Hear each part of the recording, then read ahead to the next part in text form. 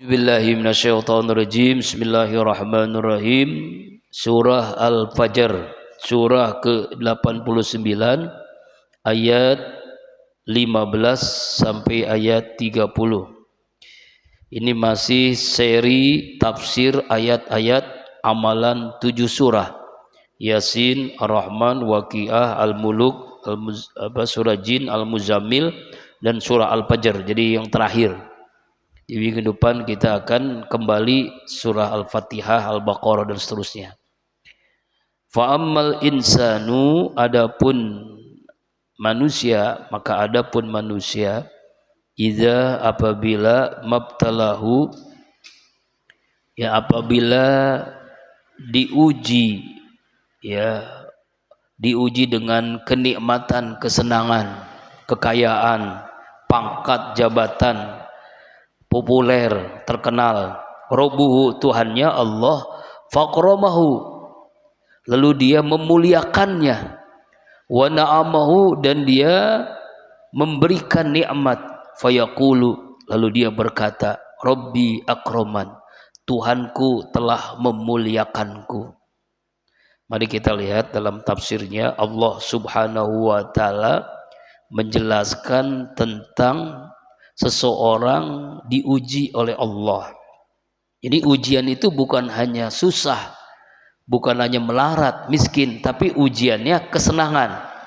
Kesenangan ini artinya diuji dengan kekayaan, kaya, harta berlimpah, ya, jabatannya tinggi, terkenal, nggak ada yang nggak kenal dia. Pokoknya hebatlah hartanya ini, kayaknya luar biasa. Mungkin sultan kata orang sekarang mah tuh, yang orang jangankan punya mobil mewah, sampai pesawat pribadi punya pesawat pribadi, punya kapal pesiar, masya Allah. Pokoknya luar biasa kayaknya, ya. Nah, ini Allah uji ini dengan kekayaan, kesenangan, jabatan yang naik terus begitu sampai jadi presiden misalnya, ya, dijelaskan dalam tafsir Jalalain bil mali wa ghairi, dengan harta atau yang lainnya. Artinya diuji dengan kesenangan, dengan kebahagiaan, dengan kekayaan, dengan jabatan, dengan populer, dengan hebatlah, ya. Fa'akramahu, dia memuliakannya. Jadi Allah memuliakannya dengan hartanya, wa na'amu, dan memberikan nikmat-nikmatnya, kesenangannya. Fayaqulu Rabbi akraman, lalu dia berkoto, dia ngomongnya begini, Allah telah memuliakanku, katanya, Tuhanku telah memuliakanmu. Jadi dia melihat bahwa kemuliaan itu dilihat dari harta, kekayaan, jabatan, penghargaan, pujian, bahkan populer, terkenal. Jadi ketika begitu tuh banyak orang terpedaya, bahkan mengatakan Allah sedang memuliakanku.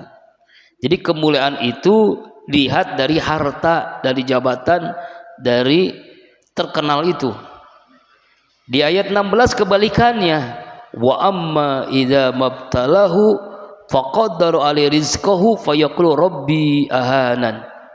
Dan adapun apabila diuji, Allah mengujinya dengan kesusahan, faqaddara alaihi rizqah, lalu dia menyempitkan rezekinya, susah, hidupnya susah, hidupnya melarat, blangsak, miskin, fakir, susah lah, kere lah, ya, susah, doyikun, jadi susah banget. Fayaqulu rabbi ahanan, dia ngomong Allah telah menghinaku, begitu nih. Jadi banyak orang terbedaya, kemuliaan itu dilihat dari dunia, kaya, jabatan, Allah sedang memuliakan, miskin, melarat, Allah sedang menghinakan. Nih, hati-hati ini jebakan iblis. Jadi kekayaan, kemiskinan, jabatan, orang awam, terkenal atau tidak, itu ujian. Ujian itu digilirkan. Jadi kemuliaan seseorang itu bukan dilihat dengan harta, jabatan dengan kemudahan. Dimuliakan, dihinakan orang itu adalah ketika dia sungguh-sungguh taat atau tidak. Miskin taat, kaya taat, itulah orang yang mulia. Jadi bukan harta, bukan kemiskinan, bukan kesenangan, bukan kesempitan. Allah sedang memberikan kemuliaan, Allah sedang memberikan kehinaan. Mulianya seseorang itu bukan dilihat dari harta yang banyak, bukan dari jabatan yang tinggi, bukan dari terkenalnya dia. Abu Jahal, Abu Lahab kaya, tinggi jabatannya, dihinakan oleh Allah. Fir'aun jabatannya tinggi, dihinakan oleh Allah. Qarun hartanya banyak, dihinakan Allah. Jadi kemuliaan itu bukan. Bilal susah, bahkan budak hitam, ya, nggak punya apa-apa, miskin melarat, tapi dimuliakan oleh Allah.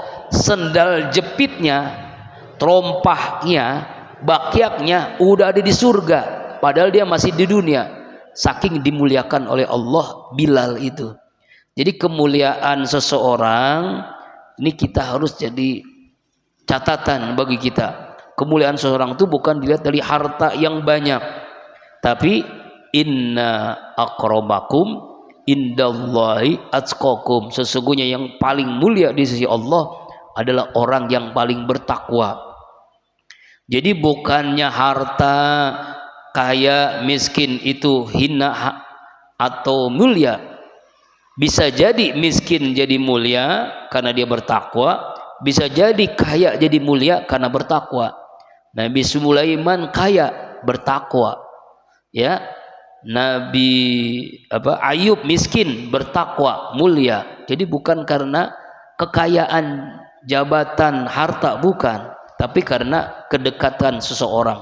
Innallaha la yanzuru ila suwarikum wala ila amwalikum wala ila asamikum walakin yanzuru ila qulubikum wa a'malikum.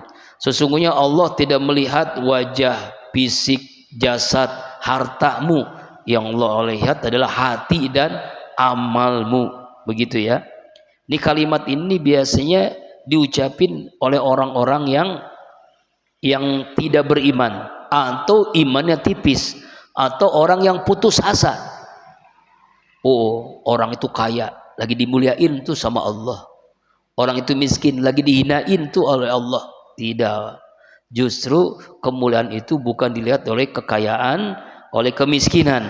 Kemuliaan itu dilihat oleh ketakwaan seseorang kepada Allah Subhanahu wa ta'ala. Dalam sejarah membuktikan orang mulia justru miskin, orang hina justru kaya.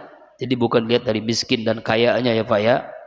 Rumahnya ngontrak, hidupnya susah, tapi dia rajin ke masjid, rajin berzikir, rajin menghadiri majelis ilmu, mulia dia.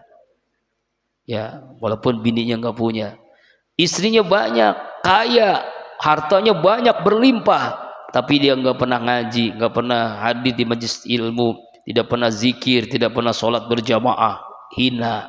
Jadi hina, mulia itu bukan harta. Jadi ayat ini sangat jelas nih, sangat clear. Jangan sampai kita terjebak oleh ayat seperti ini. Mulia, hina bukan harta, itu ujian yang Allah berikan. Orang kaya diuji dengan hartanya, orang miskin diuji dengan kemiskinannya, ya. Jadi lihatlah para sahabat yang kaya.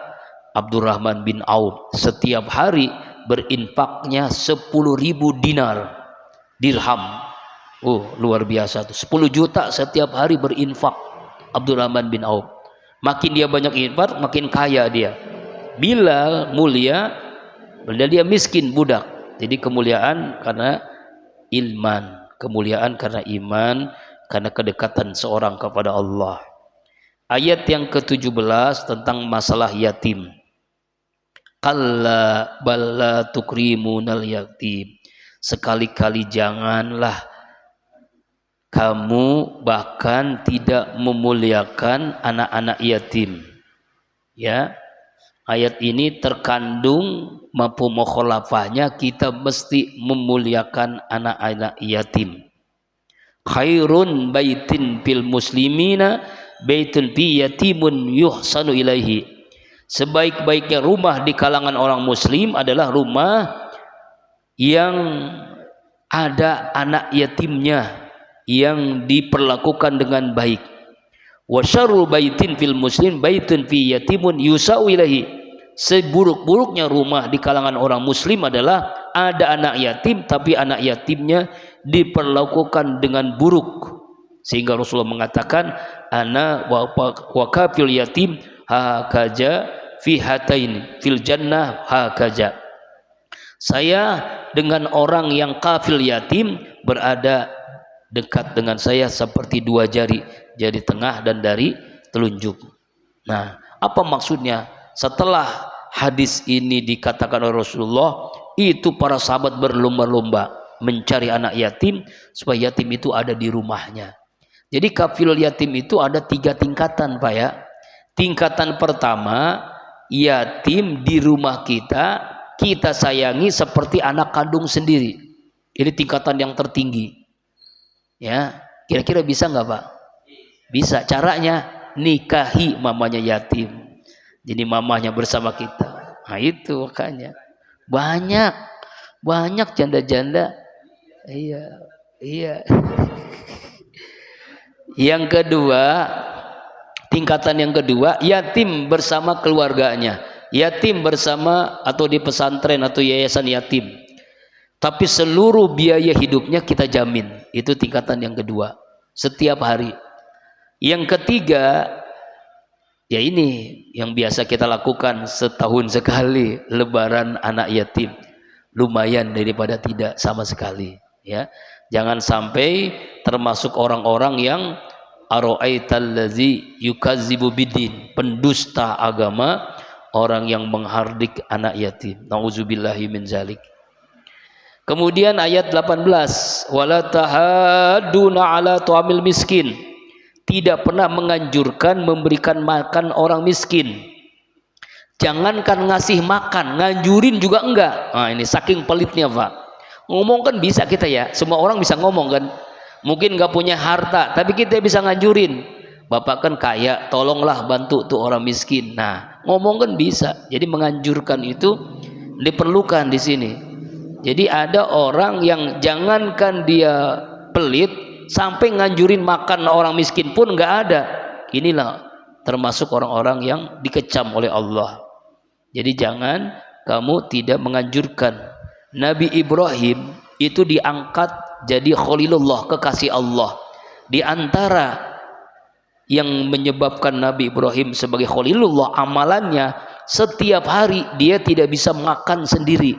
Dia harus ngajak orang miskin supaya makan bareng bersama dia. Itu namanya siapa? Nabi Ibrahim. Jadi kalau makan tuh dia ngajak orang, ya ngajak orang miskin. Dia makan di rumah si A, si B, terlalu mengajak begitu. Itulah hebatnya Nabi Ibrahim. Makannya pun selalu bersama dengan orang miskin. Sekarang saya alhamdulillah ada namanya Jumat berkah, ya kan ya.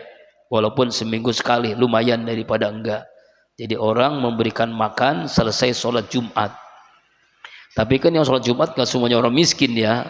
Makanya cari yang miskin. Kalau bisa sih tuh para ada warung berkah. Bayar cuma 3.000, makan sepuasnya. Ya itu bagus tuh. Ya, warung berkah namanya. 3.000 perak tapi makan sepuasnya. Hebat banget ya, Masya Allah. Iya.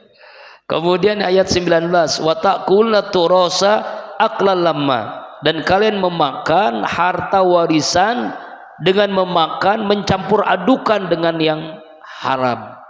Hati-hati, maksudnya begini ya, ayat ini maksudnya dijelaskan di dalam tafsir Ibnu Katsir, at-turos adalah harta warisan anak yatim. Anak yatim ini kaya sekali, orang tuanya meninggal masih kecil, diurus misalnya oleh orang, ngurusnya itu dia ikut makan anak yatim, harta anak yatim, itu yang nggak boleh ya. Memakan harta anak yatim ya, mencampur adukan yang halal dengan yang haram ya, yang halal dengan yang haram. at-turas, miras, harta warisan anak yatim. Ya, mencampur adukan dengan hartanya tuh. Dalam tafsir Jalalain juga begitu. Ini maksud dengan janganlah kamu makan harta warisan anak yatim dengan mencampur adukan harta kamu dengan harta anak yatim, itu nggak boleh. Jadi harus dipisah. Ya, sebab anak yatim itu nggak semuanya miskin kan. Bisa jadi orang tuanya dia orang kaya.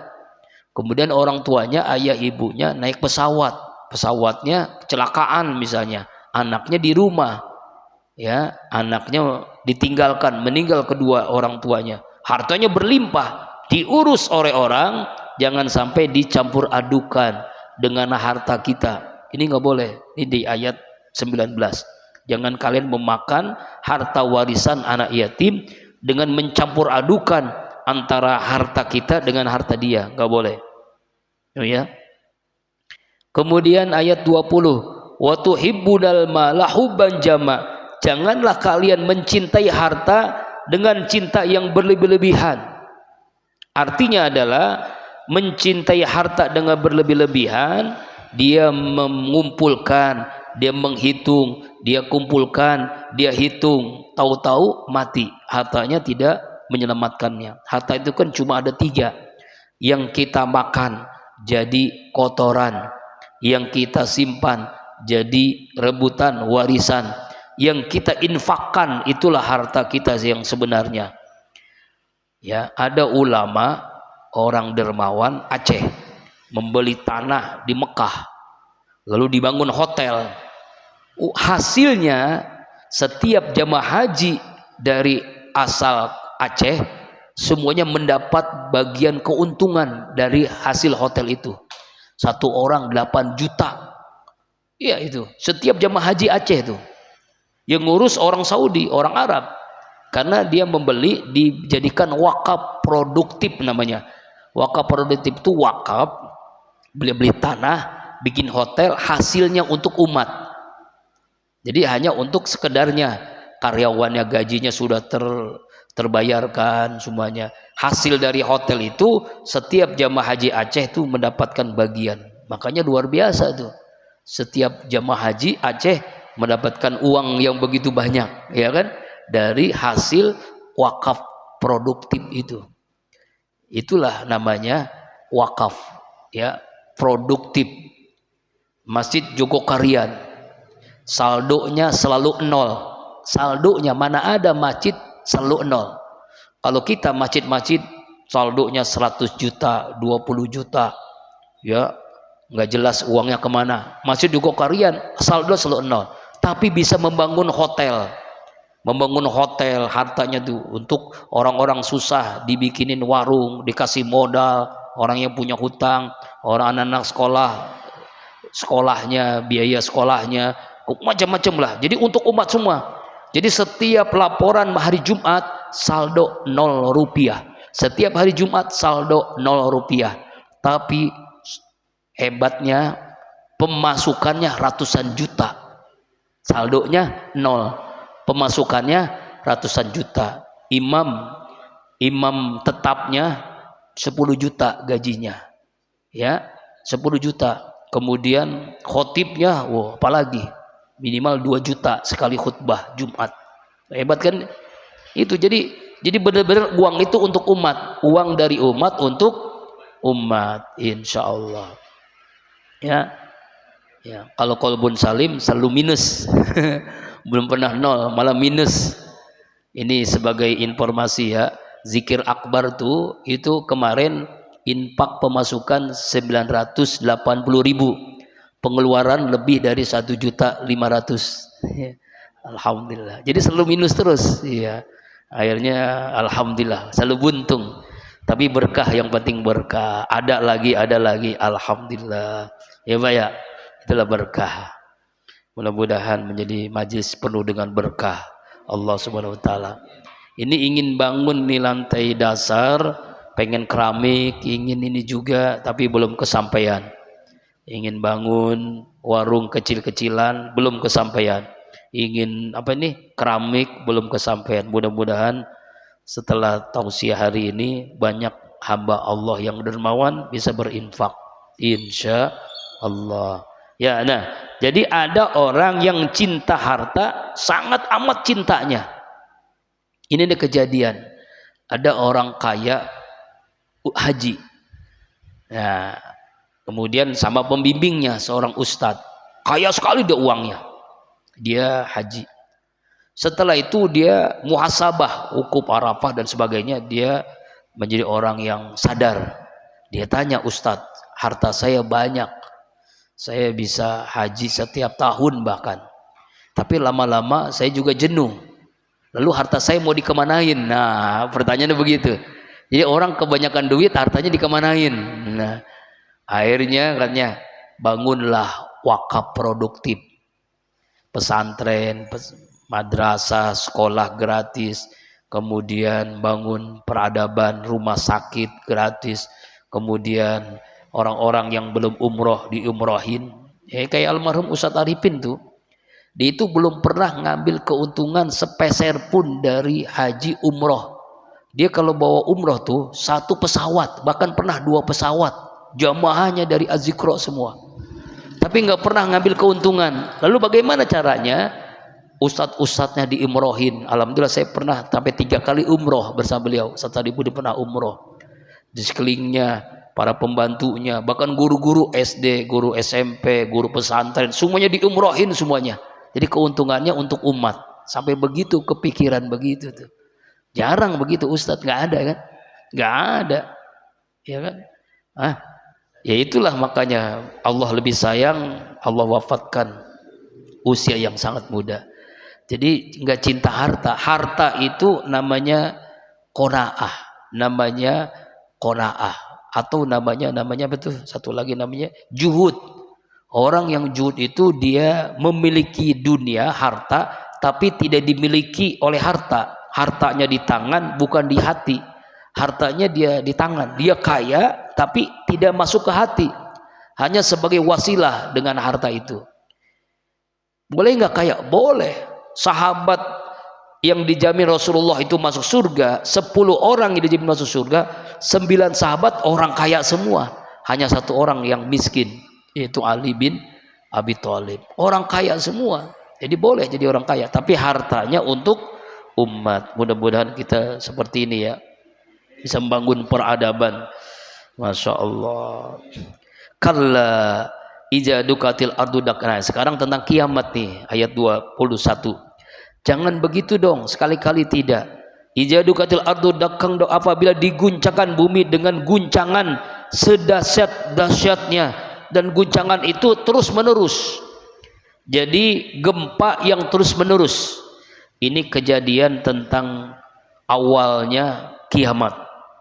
Jadi Allah menceritakan ayat ini tentang bagaimana ya keguncangnya bumi ini berturut-turut, namanya dakang dakka, guncangan terus menerus. Jadi gimana ya, gempanya bukan sehari doang, terus menerus berhari-hari. Itulah awal dari gempa, awal dari kiamat. Jadi Allah menceritakan di ayat ini bagaimana bumi diguncangkan dengan dakang dakka. Dakang dakka itu berturut-turut, terus menerus. Wa jaa rabbuka wal malaku soffan soffa, dan Allah datang, malaikat datang dengan berbaris-baris.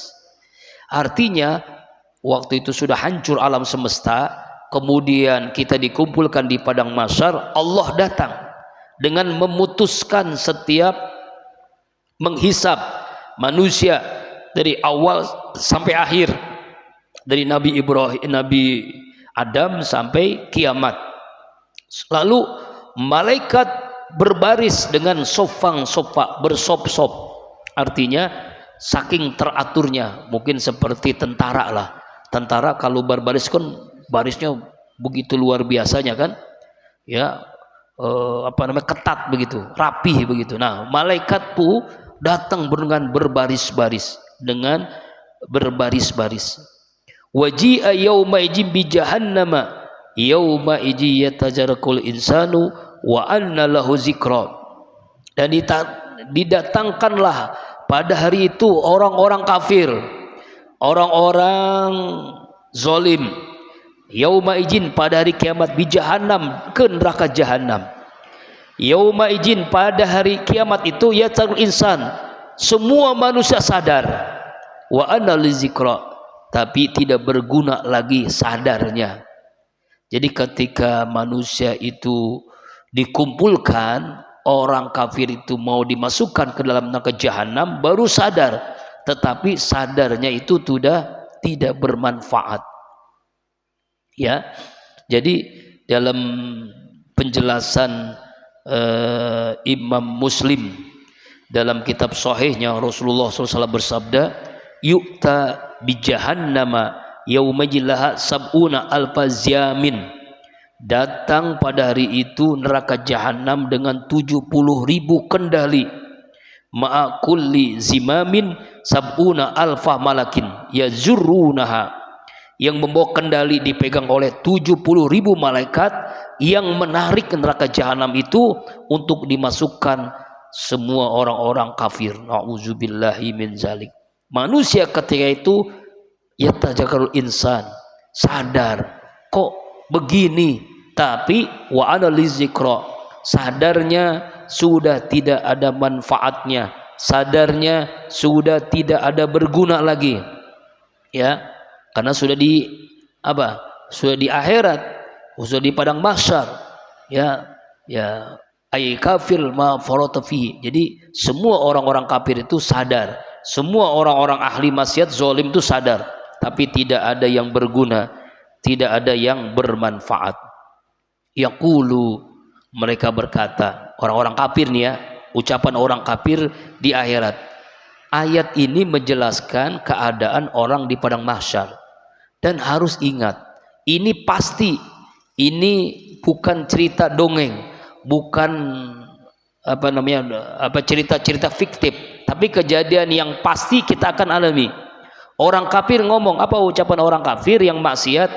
Ya laitani qaddamtu li hayati, ya laitani, alangkah baiknya sekiranya seandainya aku dahulu waktu di dunia melakukan kebaikan untuk kehidupanku, hidupnya di akhirat. Jadi menyesal dengan menyesal. Kalau dalam ilmu nahwu, ya laitani itu litamani, jadi tidak akan terjadi. Bahasa kita itu seandainya, umpama, andai kata, gitulah kira-kira. Jikalau saya hidup lagi, saya akan beramal soleh. Udah nggak ada harapan lagi, ya. Jadi ucapan-ucapan yang tidak mungkin terjadi karena sudah mati, sudah dikumpulkan di akhirat. Ini ucapan-ucapan orang kafir. Jadi ucapan ini nanti akan terjadi, pasti terjadi. Ucapan orang kafir, orang yang maksiat, kalimatnya ya laitani qaddamtu li hayati. Kalau tahu begini, lebih baik saya hidup lagi ya Allah. Hidup di dunia saya akan berbuat baik, saya akan menjadi orang muslim, akan taat, akan menjalankan perintah Allah. Fa yauma izin, pada hari kiamat itu, la yu'azibu azabahu, la yu'azibu azabahu ahad, tidak ada yang mengazab seperti azabnya Allah, ahadun, seorang pun. Yaitu artinya tidak ada seorang pun yang lebih keras siksaannya terhadap orang yang durhaka pada itu kecuali Allah terhadap orang yang durhaka kepada Allah. Artinya semua orang-orang kafir, semua orang-orang maksiat yang durhaka kepada Allah akan diazab dengan sedahsyat-dahsyatnya, dan yang mengazabnya hanya Allah Subhanahu wa taala. Wala yusiku wasau ahad, dan tidak ada seorang pun yang mengikat dengan ikatannya. Jadi artinya lebih ikatan yang luar biasa. Mungkin kalau bahasa kita dirantai. Jadi semua orang-orang kafir itu dirantai dengan ikatan oleh malaikat Jabaniyah kepada orang-orang kafir. Jadi semuanya dirantai dengan sangat keras, nggak bisa keluar. Diikat dengan sangat luar biasa. Jadi tidak bisa bergerak, pasrah dengan siksaan yang dialaminya. Seorang pun tidak ada kecuali azab dari Allah. Ini keadaan orang-orang kafir orang-orang munafik, orang-orang maksiat. Bagaimana dengan orang beriman? Nah, ini nih ucapan yang pada ayat akhir-akhir surah Al-Fajr yang sering kita baca kan dalam doa. Ya ayyatuhan nafsul mutmainnah, wahai jiwa yang tenang, jiwa yang hati yang bersih, irji'i, kembalilah kepada Rabbiki, Tuhanmu, kembali kepada Allah, kembali kepada surganya Allah. Kita dulu Adam, kakek nenek moyang kita di surga. Sekarang orang-orang yang beriman kembali kepada surga, tempat asalnya memang di surga, kembali kepada surga. Makanya nafsul mutmainnah, jiwa yang tenang. Bagaimana supaya tenang? Surah Ar-Ra'd 28, ala bizikrillahi tasmainul qulub, hanya dengan berzikir hatimu jadi tenang, mutmainnah. Hati yang tenang itu akan kembali kepada Allah menuju radiyatam mardiyah. Irji'i, kembalilah kamu ila rabbiki, kepada Tuhanmu, radiyatam mardiyah, dengan hati penuh dengan ridho dan diridhoi. Jadi hati kita puas, ridho, dan Allah meridhoi kita karena amal-amal yang kita lakukan waktu di dunia. Masya Allah. Makanya doa ini sunnah dibaca ketika orang sakaratul maut. Ini ada orang mau meninggal atau setelah meninggal, bacain doa ini. Ya, akhir kita doain ya, talkinkan sebelum dia mati atau setelah mati. Sebelum lebih bagus sebelumnya. Ini ketika emak saya, orang tua saya ketika sakaratul maut, lalu saya telepon, waktu itu Ustadz Arifin ada di luar kota. Lalu Bang, mohon doanya emak saya sakaratul maut. Ya, dia baca ayat ini. Ya ayyatuhan nafsul mutmainnah, irji'i ila rabbiki radiyatan mardiyah, fadhuli fi ibadi wadhuli jannati. Itu maka dimudahkan oleh Allah meninggalnya sul khotimah. Jadi kalau ada orang yang sakaratul maut, kita bacakan ayat ini. Ini sekarang lagi viral nih di Bengkulu, ada tamu nyawer, bukan nyawer ya, dia nyumbang nyanyi dangdut. Lalu ketika nyanyi sakaratul maut, mati, meninggal dalam keadaan menyanyi itu. Ya surga. Ya Allah. Nah, jadi meninggal itu Pak, sesuai kebiasaannya. Sehari-hari kebiasaan kita ngapa? Kalau sehari-hari kebiasaan kita ke masjid berjamaah, sehari-hari kebiasaan kita ngaji, meninggalnya insya Allah dalam kebiasaan kita. Kalau kebiasaan kita ya maksiat, ya begitulah meninggalnya dalam keadaan begitu. Uzubillahi min dzalik. Banyak tuh diperlihatkan oleh orang-orang yang meninggal dalam keadaan yang nggak bagus. Ada orang yang meninggal ketika khutbah, itu saya pengen begitu tuh, kayak Ustadz Yahya Walumi, ya kan, yang mu'alaf, mantan pendeta, meninggalnya hari Jumat, lagi khutbah liburan di hari-hari raya Idul Adha, hari Jumat Idul Adha lagi khutbah lagi, Masya Allah, bagus banget tuh, udah berkumpul kemuliaan, meninggalnya bagus. Lagi khutbah kedua, jadi ketika khutbah pertama dia biasa khutbah, duduk, terus duduk, meninggal. Itu bagus banget kan, meninggalnya begitu kan. Ada orang meninggal lagi sujud, ada meninggal lagi tahiyat. Kalau Pak almarhum Pak Wahab itu lagi tahiyat akhir, sakaratul maut itu lagi sholat subuh. Emang dia berjamaah, selalu berjamaah di musola kan, meninggalnya bagus kan, Masya Allah. Ya Pak, kalau almarhum Ustadz Arifin meninggalnya setelah menyelesaikan 7 sunnah Nabi, setelah menghatamkan Quran di tanggal 17 Ramadan. Jadi meninggalnya di tanggal 17 Ramadan. Masya Allah. Itu yang menyaksikan langsung itu Ustadz Abdul Syukur ya, karena dia juga yang memandikannya, yang mengkafani, yang mensolatkannya. Maka dia diangkat menjadi ketua Majlis Az-Zikra. Ya, karena dia emang dari awal sakaratul maut sampai dikuburkannya. Masya Allah. Ya. Jadi ayat ini ditujukan kepada orang-orang yang beriman. Wahai jiwa yang tenang, kembali kepada Allah yang hati yang ridho dan diridhoi oleh Allah. Jadinya hatinya puas, ridho itu puas dengan pemberian Allah, Allah ridho dengannya, radiyatan mardiyah, diridhoi ya dengan ridho Allah, dan dia puas dengan yang diberikan oleh Allah. Fadhuli fi ibadi, masuklah ke dalam hamba-hambaku. Maksudnya golongan yang Allah ridhoi, hamba-hambaku siapa itu? Para nabi, para syuhada, para sholihin, ya, orang-orang yang istiqomah, ya, para nabi, para syuhada, orang yang meninggal mati syahid, para siddiqin, orang yang membenarkan, orang-orang yang soleh, para ulama-ulama, ya, masuk ke dalam hamba-hambaku. Jadi golongan hamba-hambaku. Wadhuli jannati, dan masuk ke dalam surgaku. Masya Allah, ini kalimat, ya, malaikat ketika seseorang meninggal dunia. Ini juga dalam tafsir Ibnu Katsir dijelasin, diucapkan oleh malaikat ketika seseorang itu menjelang ajalnya dan di saat dibangkitkan dari kubur. Jadi ketika sakaratul maut, malaikat tuh ngomong begini, ya ayyuhan nafsul mutmain. Makanya malaikat ngomong, kita pun yang hidup menyaksikan orang sakaratul maut ngomongnya begini. Kemudian nanti ketika dibangkitkan dari kubur, dalam tafsir Ibnu Katsir, ucapan malaikat pun sama, ya ayyuhan nafsul mutmainnah irji'i ila rabbi radiyatan mardiyah fadhuli fi ibadi wadkhuli jannati. Di ucapan malaikat dua kali, ketika sakaratul maut orang beriman dan ketika dibangkitkan dari kubur. Jadi ketika kiamat dibangkitkan, diucapkan lagi oleh malaikat.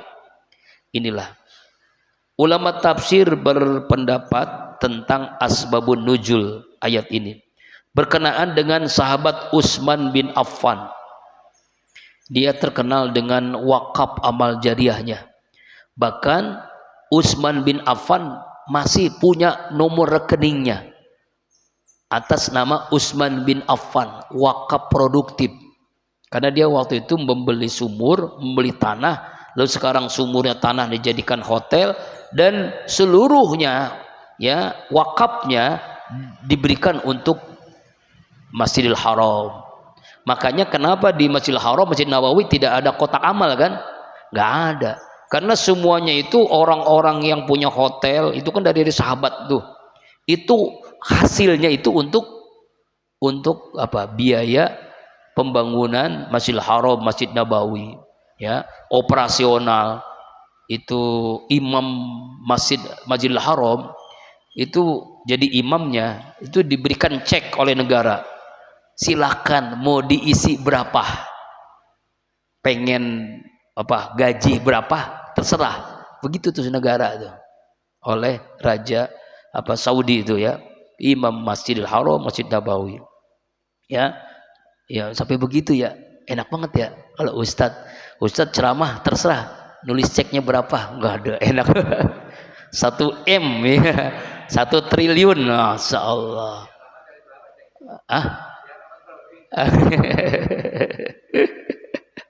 Alhamdulillah 3 M ember.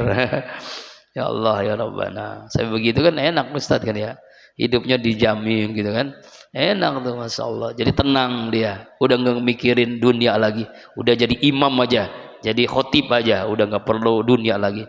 Itu tuh kalau pendeta-pendeta tuh, orang Kristen tuh diantaranya begitu, Pak. Semua pendeta tuh itu dapat gaji dari negara, dari Vatikan, dari sana. Jadi dia dapat duit, dia gajinya udah luar biasa dia. Tapi hebatnya kalau pendeta itu keluar jadi mu'alaf, hebat ya, lebih hebat lagi kan, masya Allah. Nah seperti itu ya. Nah jadi Utsman bin Affan ketika meninggal itu membaca ayat ini, Pak. Utsman bin Affan tuh, ya ayyuhan nafsul mutmainnah ijila rabbi radiyatan mardiyah fadhuli fi ibadi wadkhuli jannati, ya. Makanya inilah asbabun nuzul di antaranya. Diwatkunlah ayat ini dibaca, ya, dalam diriwayatkan oleh Ikrimah dan Al-Qalbi, ya. Ya, jadi ayat ini juga dibaca. Kemudian yang berikutnya, ayat ini juga diturun ketika Abu Bakar As-Siddiq sedang duduk di hadapan Rasulullah SAW. Wah Rasulullah, alangkah baiknya hal ini. Maka Rasulullah menjawab, amma innahu sayuqalu laka haja. Ingatlah sungguh itu akan dikatakan kepadamu. Maka Said Ibnu Jubair membaca ayat ya ayyuhan nafsul mutmainnah sampai ayat 20 sampai 30 ya. Abu Bakar mengatakan itu adalah hal-hal yang baik. Amma innal malak sayaqulu laka haja indal maut. Ingatlah sesungguhnya malaikat akan mengatakan itu ketika di saat engkau Abu Bakar meninggal. Jadi Rasulullah mengatakan itu tuh. Ingatlah hai Abu Bakar, nanti malaikat akan mengucapkan kalimat yaitu an-nafsul mutmainnah ketika kamu wafat. Oh, bayangin, saking hebatnya Rasulullah pun menjelaskan ketika Abu Bakar mau meninggal, malaikat itu akan membacakan ayat ini. Ketika Ibnu Abbas meninggal dunia di Thaif, datanglah satu makhluk yang terbang tidak pernah terlihat sebelumnya berbentuk seperti Ibnu Abbas. Lalu makhluk yang terbang itu masuk ke dalam katilnya dan tidak pernah kelihatan lagi keluar daripadanya. Ketika jenazah Ibnu Abbas diletakkan di liang lahat, terdengarlah ada yang membaca ayat. Jadi ada makhluk yang membaca ayat ketika Ibnu Abbas dimasukkan di liang lahat, yaitu ya ayyuhan nafsul mutmainnah irji ila rabbika radiyatan mardiyah fadkhuli fi ibadi wadkhuli jannati. Ini riwayat di dalam tafsir Ibnu Katsir. Kemudian dalam kitab Azaib sanad dari Ibnu Qabbas Ibnu Razin, Abu Hasim mengatakan ia ditawan di negeri Romawi. Lalu Raja Romawi mengumpulkan semua tawanan dan ia menawarkan agama Nasrani kepada kami. Siapa yang menolak akan dipenggal kepalanya. Murtadlah ketiga orang dari mereka. Datanglah orang yang keempat, telah ditawarkan, ia menolak, tidak memurtad. Lalu ia dipenggal kepalanya. Lalu ketika dipenggal kepalanya, ya, dia membaca ayat ya ayyuhan nafsul mutmainnah. Jadi Raja Romawi mengumpulkan semua tawanan. Kalau pengen selamat, kamu harus masuk Kristen, kamu selamat. Tapi yang tiga mau masuk Kristen, murtad dia. Tapi ada seorang yang tidak mau. Nah, ketika dipenggal kepalanya, kepala itu ngomong, bayangin, kepala ngomong, padahal sudah berpisah dengan jasadnya. Apa omongannya? Ya ayyatuhan nafsul mutmainnah irji'i ila rabbi radiyatan mardiyah fadkhuli fi ibadi wadkhuli jannati. Kemudian kepala yang ngomong tadi barulah tenggelam ke dalam air. Masya Allah. Abu Hasim melanjutkan kisahnya, pada saat itu hampir semua orang Nasrani masuk Islam. Jadi ketika orang-orang Kristen tuh Romawi tadi melihat kepala yang baca ayat, hampir semuanya masuk Islam. Sehingga sana raja terjatuh. Dan ketiga orang tadi yang murtad akhirnya bertaubat kepada Allah dan kembali kepada Islam. Abu Hasim melanjutkan bahwa tidak kemudian datanglah tebusan para tawanan pasukan kaum muslimin yang dikirim oleh Khalifah Abu Bakar Abu Ja'far Al-Mansur sehingga kami bebas. Ya, inilah riwayat tentang ada kepala yang membaca ayat surah Al-Fajr ini. Itulah luar biasa ya, Masya Allah. Jadi ini membuat orang sadar, yang murtad kembali ke Islam, orang-orang itu pada masuk Islam sebagian besar. Ini diceritakan dalam tafsir Ibnu Katsir. Wallahu a'lam bishawab. Mudah-mudahan ketika kita wafat, malaikat membaca ayat ini dan sekitar kita, keluarga kita pun membaca ayat ini. Jangan lupa Pak, ayat ini kita selalu baca, ya. Apalagi mudah-mudahan dengan membaca ayat ini kita meninggal dalam keadaan terbaik. Ya ayyatuhan nafsul mutmainnah irji ila rabbika radiyatan mardiyah fadkhuli fi ibadi wadkhuli jannati. Masuk ke dalam golongan hambaku dan masuk ke dalam surgaku. Wallahu a'lam bishawab. Selesai surah Al-Fajr dan selesai 7 surah pilihan, kita membaca tafsirnya.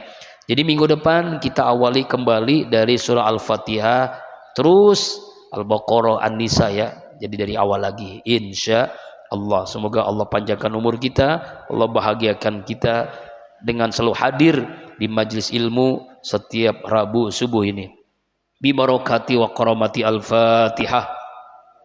A'udzu billahi minasyaitonir rajim. Bismillahirrahmanirrahim. Alhamdulillahi rabbil alamin. Ar-Rahmanir Rahim. Maliki yaumiddin.